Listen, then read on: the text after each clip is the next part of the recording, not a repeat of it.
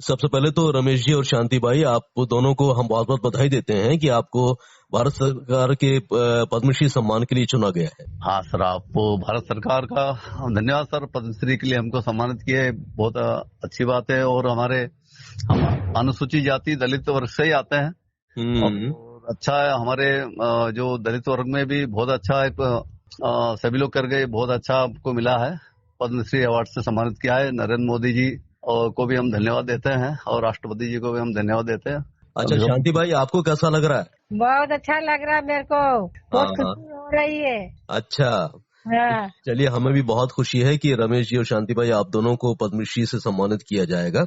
हम जानना चाहते हैं कि आपकी ये गुड़िया बनाने की कला कितने वर्षों से आप चलाते आ रहे हैं, कितने वर्षों से आप इस कला को जारी रखे हुए हैं? सबसे पहले रमेश जी आप बताइए। हाँ सर, अभी तक वैसे 30 वर्ष हो गए और उसके पहले से भी कर रहे हैं। हमारे पिताजी भी लेदर्स का करते थे, लेकिन हमारी पत्नी जो शांतिबाई परमार को 1993 में उद्यमिता विकास केंद्र टीसीपीसी में ट्रेनिंग दिलवाई थी 6 महीने की। हाँ, जब से आदिवासी गुड़िया का प्रशिक्षण लेकर लगातार हम काम करते रह रहे हैं और मध्य प्रदेश के भी कई हस्तशिल्प कार्यक्रमों में भाग लिया और 1997 में जिला स्तरीय पुरस्कार मिला था। उस समय तत्कालीन कलेक्टर श्री मनोज श्रीवास्तव जी थे और मतलब पुरस्कार प्राप्त किया था, इनको दिया गया था। तो जब से हम लगातार आदिवासी गुड़िया का काम करते आ रहे हैं और अभी जिला स्तर से राज्य स्तरीय, राष्ट्रीय स्तरीय और अंतर्राष्ट्रीय स्तर तक हम शिल्पी मेलों में भाग ले रहे हैं। वर्तमान में भोपाल में हम जो अंतर्राष्ट्रीय वन मेला लाल परेड ग्राउंड में था, वहाँ पर भी हम लोग गए थे, वहाँ पर भी बहुत अच्छी बिक्री हुई। अभी 4 व्हीलर गाड़ी भर के हम ले गए थे, पूरी गुड़ियाएं बिक गई सर। बहुत सुंदर, बहुत सुंदर, बहुत अच्छा लगा जानकर कि आप इतने सालों से ये गुड़िया बनाने की परंपरा को जारी रखे हुए हैं और न सिर्फ आपने स्थानीय स्तर पर बल्कि आज विश्व स्तर पर अपनी एक विशेष पहचान बनाई है और लगातार आपकी गुड़िया को सराहना मिल रही है, उसे लोग पसंद कर रहे हैं। शांति भाई से मेरा सवाल है कि शांति भाई, आपने गुड़िया बनाने की कला जब सीखी तो आपने क्या क्या सीखा था, उसमें कौन कौन सी चीजें बताई जाती हैं आपको ट्रेनिंग में? सर, मैं पहले आदिवासी गुड़िया सीखी, इसके बाद मणिपुरी सीखी, फिर राजस्थानी सीखी, फिर ये तो मैंने ये 2 लटकनी आती गुड़िया वो सीखी। अच्छा, 6 महीने में सीखी सर, मैंने बहुत बढ़िया सीखी और मेरे परिवार को, सबको, मेरी बहू को, मेरी देवर की औरत को, सबको सिखा दी मैंने। अरे वाह वाह वाह। तो शांति भाई, आप ये गुड़िया किस तरीके से बनाती हैं, कौन कौन सी सामग्री का इसमें प्रयोग करती हैं, जरा बताइए हमारे सुनने वालों को। सर, ये पहले तो कपड़ा के माप निकालते हैं, सिलाई करते हैं इसको, फिर इसको रुई आती है, वो रुई हम पलट के और रुई भरते हैं, फिर इसमें जोड़ होती है, सुई से जोड़ते हैं हम, हाथ पे सिर जोड़ते हैं, कपड़ा पहनाते हैं, हाथ से ही सभी काम करते हैं हम। अच्छा, तो शुरुआत में जब आपने गुड़ियों को बेचने का क्रम शुरू किया था तो उस समय ये कितनी कीमत की बेचती थी आप, और वर्तमान में इसकी कीमत क्या हो चुकी है? सर, खाली 50 रुपया में बेचते थे पहले हमको 50 रुपया में एक जोड़ा निकालते थे। अब मेरे को जब मुंह मांगी कीमत मिल गई सर। अच्छा, फिर भी आप लगभग कितने में आपकी बिक्री होती है एक गुड़िया की? एक गुड़िया में 200 में बिक्री करते हैं सर हम। अच्छा। हाँ। तो रमेश जी, हम जानना चाहेंगे आपसे कि ये आदिवासी जो गुड़िया, जो कि झाबुआ की एक विशेष गुड़िया मानी जाती है, इसको पसंद करने वालों की संख्या में कितनी वृद्धि हुई है? इसको वैसा प्रॉपर झाबुआ में तो बिक्री कम होती है, यहाँ पर 80% आदिवासी है, वो डेली गुड़िया देखते हैं, तो ये तो अपने यहाँ बिकती है। और ये अधिकतर बिक्री भोपाल में सबसे ज्यादा होती है और 2nd नंबर पे उज्जैन, 3rd पे इंदौर, सबसे ज्यादा भोपाल बिक्री होती है इसकी। अच्छा, और दिल्ली जो प्रगति मैदान, वहाँ पर भी अच्छी होती है। मांडवगढ़ में जो ये विदेशी सैलानी आते हैं वो भी अच्छे ले जा रहे हैं। और इंदौर में पालिका प्लाजा में जो मृगनयनी है, वहाँ पर भी हम लोगों ने पहुंचा रखी है। आदिवासी गुड़िया की डिमांड भोपाल में सबसे ज्यादा है। तो हम ये भी आपसे जानना चाहते हैं कि आदिवासी जो गुड़िया है उसके कदरदान, जैसे कि आपने बताया कि स्थानीय स्तर पर तो उतने नहीं, लेकिन बाकी जो दूसरे बड़े मेले होते हैं उनमें बहुत बिक्री होती है। तो आपके पास क्या कुछ ऐसे ऑर्डर्स भी आते हैं जिसमें आपसे बहुत सारी संख्या में गुड़िया बनाने की डिमांड होती है और आप लगातार उस काम में लगे रहते हैं? हाँ, ऑर्डर तो इतने हैं कि हम लोग खुद भी पूर्ति नहीं कर पाते हैं। अभी बुरहानपुर में भी हस्तशिल्प मेला चल रहा है और अहमदाबाद में जो इसरो का है, जो रॉकेट अनुसंधान एकांश है, बुलाते हैं।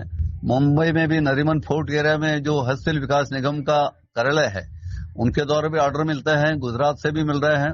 अब सभी जगह हम जा नहीं पाते, इसलिए अभी उद्यमिता विकास केंद्र शेडवेब के द्वारा भी 30 महिलाओं की ट्रेनिंग भी झाबुआ शहर के पेटलाव तहसील में चल रही है। तो ट्रेनिंग कर हुई महिलाओं को भी हम रोजगार देते हैं और अभी तक करीब 500 ऊपर महिलाओं को ट्रेंड कर चुके हैं और वर्तमान में भी ट्रेनिंग चल रही है। तो गुड़ियाओं की बहुत सबसे ज्यादा डिमांड है कि आदिवासी गुड़ियाओं के अलावा जैसे हम बैलगाड़ी भी बनाते हैं, तीर कमान, पिथौर आर्ट्स, आदिवासी पेंटिंग, गोफन, पिथौर आर्ट्स के अलावा और भी टेराकोटा, आदिवासी टेराकोटा होता है, बड़े तीर कमान, इसकी बहुत डिमांड है। ऐसा और भी अन्य सामग्री भी बनाई जाती है आदिवासी गुड़िया के अलावा। शांति भाई, अब चूंकि आपका कारोबार लगातार बढ़ता जा रहा है, तो आपने अपने साथ क्या और लोगों को भी जोड़ा है ताकि वो भी गुड़िया बनाना सीखकर अपने पैरों पर भी खड़ी हों और अपनी कला को दूर दूर तक ले जाएं? हाँ सर, सभी औरतें मेरी काम कर रही, 20 औरतें मेरे साथ। सभी वो माप भरन तैयार कर रही। अच्छा जी, अभी भोपाल से मैं पूरा माल बिक गया, अभी भी मेरा माल तैयार हो गया। तो आप ये कोशिश भी कर रही हैं कि छोटे छोटे जो नए बच्चे सीखना चाहते हैं इस कला को, उन्हें भी सिखाती हैं आप? हाँ, मैं स्कूल के बच्चे को, वो भी मैं शारदा विद्या में मेरा लड़का का लड़का पढ़ता है, उसको भी मैंने अभी सिखाया। वो दिल्ली गया था 50 जोड़ा लेके स्कूल तरफ से। अच्छा, हाँ, वहाँ दिया मैंने। तो ये जो आपकी गुड़िया है, तो इसमें भी आप कुछ नयापन देने की कोशिश करती हैं कि पहले से जो परंपरा चली आ रही है बनाने की, उसका जो चेहरा है या हाथ पैर है या उसका जो पहनावा है, उसमें आप कुछ समय के साथ कुछ बदलाव लाने की कोशिश कर रही हैं कि या फिर वही पारंपरिक? नहीं सर, मैंने पूरे बदल दिया। पहला चेन लगाती थी, अब पूरा श्रृंगार कर मैं दूसरा लगा रही। अच्छा, कपड़ा भी मैंने चेंज कर दिए। पहले कपड़े खुला घाघरा नहीं था, अभी खुला घाघरा पहना रही, पूरा श्रृंगार कर रही, बदल दिया मैंने। चेन लगाती थी, अब चेन नहीं लगा रही, दूसरा लगा रही मैं। अरे वाह ये बहुत अच्छा है। मतलब आप समय को ध्यान में रखते हुए अपने काम में बदलाव ला रही हैं और इस काम को लोग पसंद भी कर रहे हैं। जी हाँ, पूरा ध्यान इनमें ही रहता सर। मैं काम भी, घूमने फिरने के ज्यादा टाइम नहीं देती, काम में ज्यादा ध्यान। जी जी जी। रमेश जी, ये मध्य प्रदेश हथकरघा और हस्तशिल्प विकास निगम है या फिर और दूसरी संस्थाएं हैं, वो आजकल लोकल इस तरह की परंपराओं को जो चली आ रही है उसे प्रमोट करने के लिए बहुत महत्वपूर्ण काम कर रहे हैं।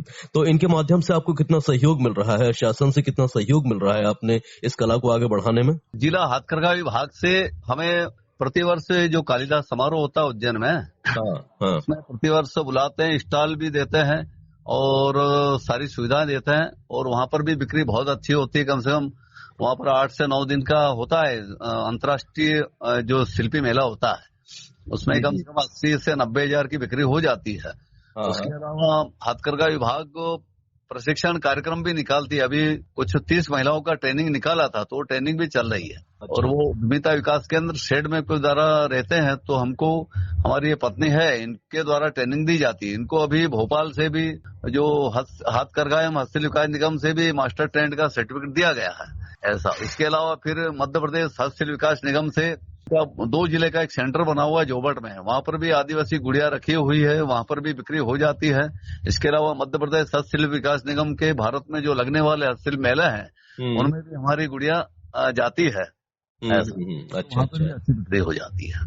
शांति भाई, आप और क्या चाहती हैं कि अभी अपने कारोबार को और आगे बढ़ाने के लिए आप किस प्रकार की सहायता और चाहती हैं, किस प्रकार की विशेष प्रशिक्षण की आपको आवश्यकता लगती है, जो आप चाहती हैं कि यदि हमें ये मिल जाए तो मेरा जो काम है वो और भी नया रूप ले पाएगा? हाँ सर, यही मेरे को आगे बढ़ने के लिए और भी मेरे को थोड़ी सहायता मिल जाए तो बायो की कीलिंग की, तो मैं बहुत धन्यवाद करती हूँ आप। रमेश जी, आप कुछ चाहते हैं? इस कला को बढ़ाने के लिए थोड़ी हमको पारिवारिक परेशानी बहुत ज्यादा है। हमारा घर भी छोटा है, हम चाहते हैं कि घर पे भी कुछ हो, जो सभी तरह की गरीब महिलाओं को हम प्रशिक्षण दें, उनको भी आगे बढ़ाएं।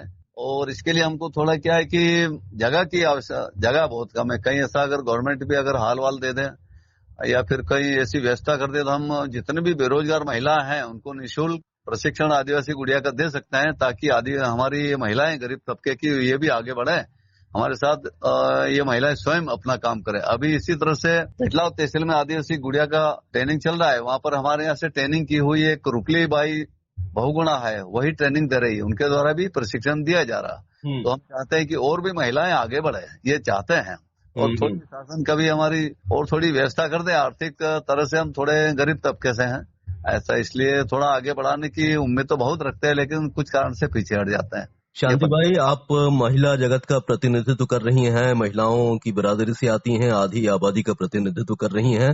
कैसा लगता है जब आज नारी उत्थान की दिशा में जो प्रयास हो रहे हैं वो सार्थक हो रहे हैं और महिलाएं बढ़ चढ़ कर आगे आ रही हैं और अपनी कला को पूरे हिंदुस्तान के साथ साथ दुनिया में फैला रही हैं? बहुत अच्छा लग रहा सर, मेरे को तो इतना बढ़िया लग रहा। मैं जगह बिठाने की नहीं है तो मैं घर घर में माल देती हूँ, 50-50 जोड़ा देती हूँ।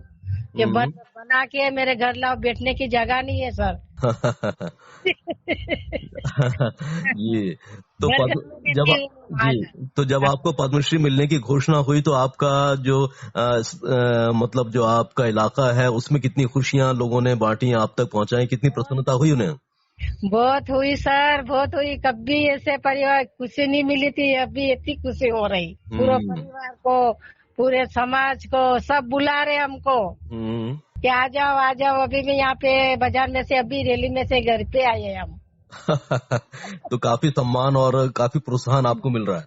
जी जी जी, धन्यवाद आपके। तो रमेश जी, क्या कहना चाहते हैं? चलते चलते इस बातचीत को समाप्त करें उससे पहले आप क्या कहना चाहते हैं बाकी लोगों से जो कला के क्षेत्र से जुड़े हुए हैं?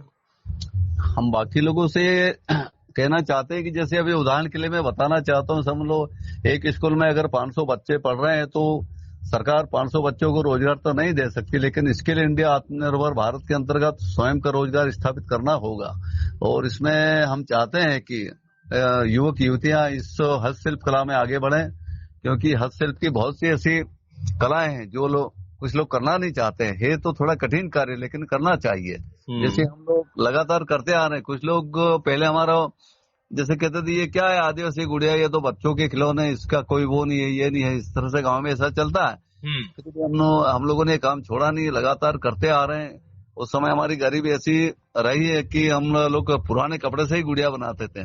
कभी दर्जी लोगों से, टेलर लोगों से कतरन ले आते थे, उनमें से बड़े बड़े जो टुकड़े कपड़े के निकलते थे उससे भी हम गुड़िया बना देते थे और वो भी मार्केट में बिक जाती थी। और क्या है कि नया कपड़ा खरीदने में जरा परेशानी आती है, कपड़ा महंगा है और थोड़ी आर्थिक परेशानी रहती है। साथ शांति भाई, आप कुछ कहना चाहती हैं? अपने सखियों से, अपने जो बाकी महिलाएं हैं उनसे कुछ कहना चाहती हैं? सर मैं यही चाहती हूँ कि हमारी महिला आगे बढ़े। बहुत कहाँ से भी मेला में फोन आ जाए तो हम लेके चल जाए, इतना माल हो तो मेरे को बहुत खुशी हो रही। आप दोनों को एक बार फिर से पद्मश्री के लिए चुने जाने पर हम हार्दिक बधाई देते हैं, रमेश जी और शांति भाई जी, और उम्मीद करते हैं कि आपकी जो गुड़िया बनाने की कला है उसको और भी प्रोत्साहन मिलेगा और भी उसके कदरदान बढ़ेंगे और ज्यादा से ज्यादा इसकी बिक्री भी होती रहेगी। इतना जो आपने समय दिया, हमसे बातचीत की, उसके लिए बहुत बहुत आभारी हम आपके। बहुत बहुत धन्यवाद आपका।